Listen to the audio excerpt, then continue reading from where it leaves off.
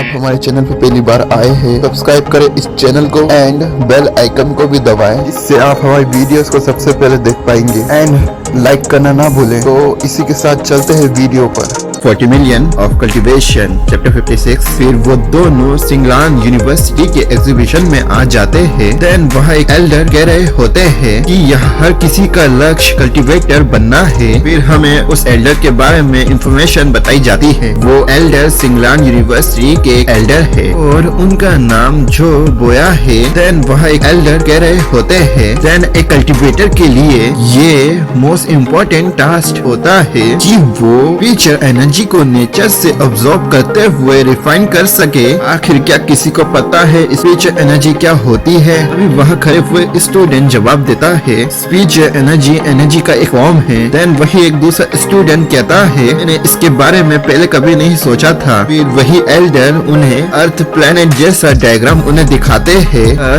उसके सराउंडिंग में रिंग जैसी लेयर बनी होती है। देन वो एल्डर उन्हें बताते हैं इसलिए ये हमारी ओर से छोटी सी पेशकश, इसे हम कहते हैं स्पीचर पार्टिकल कंटेनर। इससे हम स्पीचर पार्टिकल एनर्जी का बेसिक फॉर्म न्यूरिफाई कर सकते हैं। सिंगयुआन university base institute federal Lumos में इन पार्टिकल्स पर रिसर्च करने में बेस्ट है। स्टूडेंट तुम सब भी जरा इधर देखो। वही स्टूडेंट कहने लगते हैं देखो वो तैयार जैसी, मेरा मतलब वो ट्यूब जैसी चीज चमक रही है। वो भी दोनों तरफ से अलग अलग डायरेक्शन से लाइट ट्रेवल करते हुए स्पार्क को जनरेट कर रही होती है। फिर इसी के साथ दोनों लाइट आपस में टकरा जाती है। फिर वो एल्डर उन्हें बताते हैं ये डिवाइस स्पीचर पार्टिकल होल्डर है। ये नेसेंशियल स्टेज के प्रैक्टिशनर बचे हुए पार्टिकल्स को इस डिवाइस में कैप्चर किया जा सकता है। और अगर तुम्हें स्पीचर पार्टिकल का रियल फॉर्म को जानना है तो तुम्हें सिंगयान यूनिवर्सिटी को ज्वाइन करना होगा। फिर कुछ स्टूडेंट कहने लगते हैं अच्छा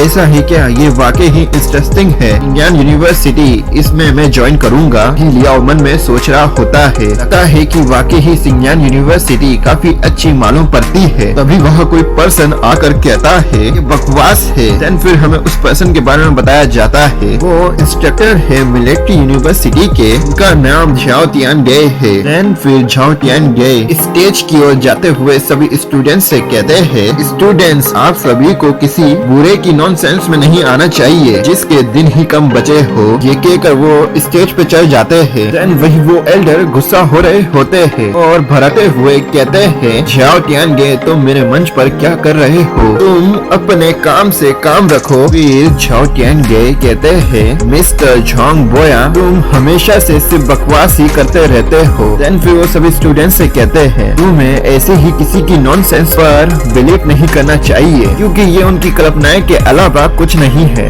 वही स्टूडेंट कहने लगते हैं आखिर ये क्या कर रहे हैं, लेकिन वो आपस में क्यों झगड़ रहे हैं। फिर दूसरा कोई कहता है छोड़ो इसे, पर लेकिन ये दिलचस्प होता जा रहा है। जियाओ तियानगे कहते हैं तुम्हें पता है स्पीचर एनर्जी एक वेव लाइन है, कोई पार्टिकल फॉर्म इसमें एग्जिस्ट नहीं करता है। देन वही मिस्टर झांग बोया चिढ़ते हुए कहते हैं जियाओ तियानगे ये बकवास है, तुम मेरे मंच पर आकर जोक नहीं कर सकते हो, तुम मेरे मंच से इधर से चले जाओ। जियाओ तियानगे कहते हैं तो मिस्टर झांग बोया एंड अब तक सिंगयुआन यूनिवर्सिटी ने कितने पार्टिकल इकट्ठा कर लिए हैं, मैं सिर्फ सच बोल रहा हूँ, तुम्हें इसमें गुस्सा होने की कोई जरूरत नहीं है। प्रोफेसर झांग बोया तो तुम अब स्टूडेंट्स को क्यों नहीं बताते। फिर तभी झांग बोया कहने लगते हैं हालांकि हम अभी भी किसी बिखरे हुए पार्टिकल्स को नहीं पकड़ सके हैं, बट डाटा से पता चला है कि पार्टिकल कोलाइडर इतना स्ट्रॉन्ग नहीं है। फिर झांग तियानगे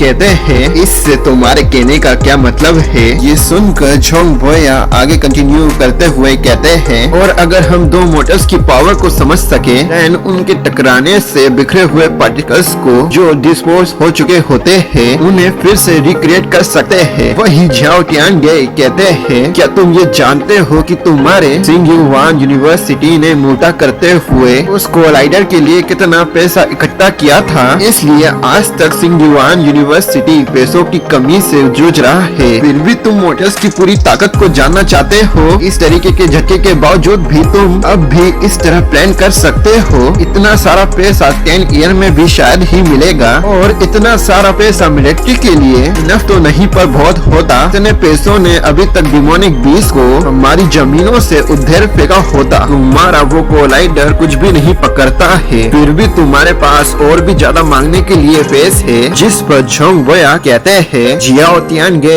इतना काफी है, हम इस बातचीत को बाहर चलते हुए क्यों नहीं करते हैं। जिस पर जियाओ तियानगे कहते हैं, झोंग बोया एकेडमी की उलझनों को बातचीत करते हुए सुलझाना चाहिए, पर इससे तुम ये साबित नहीं कर सकते हो। स्टैंड को काबू कर पाने का दावा साबित नहीं हो पाता। स्पीच पावर एक वेब है, कोई एलाइट नहीं, और ये अभी भी बरकरार है। कुछ भी हो जाए, ये सुनकर झोंग बोया को काफी बड़ा झटका लगता है। वो मन में सोचने लगते हैं, कमांडर तियानगे से रियलिटी क्या है, इस पर बहस करने का कोई मतलब नहीं है। नहीं तो हम गुस्से को अंदर रखते हुए हमारे इनर डीमन हम पर हावी हो जाएंगे। एंड मेरी गलतियों का मतलब यही है कि हमारी स्पीच एनर्जी का पार्टिकल फॉर्म ही होगा। हमारी यूनिवर्सिटी एक दिन इसे जरूर साबित करके दिखाएगी। झोंग बोया सभी स्टूडेंट्स से कहते हैं, स्टूडेंट्स आप हम में से किसी को भी चुन सकते हो, और अगर तुम्हें झियाओ तियानगे की बातों पर भरोसा है तो तुम उन्हें उनके स्टॉल पर जाकर तुम उन्हें सुन सकते हो, और आप में से कोई भी हमारी बातों से सहमत है तो हमारे साथ यहाँ बने रहे। देन फिर वही झियाओ तियानगे कहने लगते हैं, मेरे कहने के लिए कुछ फिलहाल खास तो नहीं है, पर हमारी यूनिवर्सिटी में खास तौर पर टैलेंट और स्किल्स पर गौर किया जाता है, पर और हमें अपनी जमीनों से सभी डीमन बीस को उखाड़ फेंकना है। तो स्टूडेंट्स तुम हमारे साथ लड़ने को तैयार हो तो मेरे साथ आओ, हमें कई सारे रिक्रूटमेंट की जरूरत है। वहीं खड़े हुए लियाओ एंड झांग मिंग ध्यान से सुन रहे होते हैं। वहाँ खड़े हुए स्टूडेंट कहते हैं, उन्होंने हमें पॉइंट करते हुए कहा है,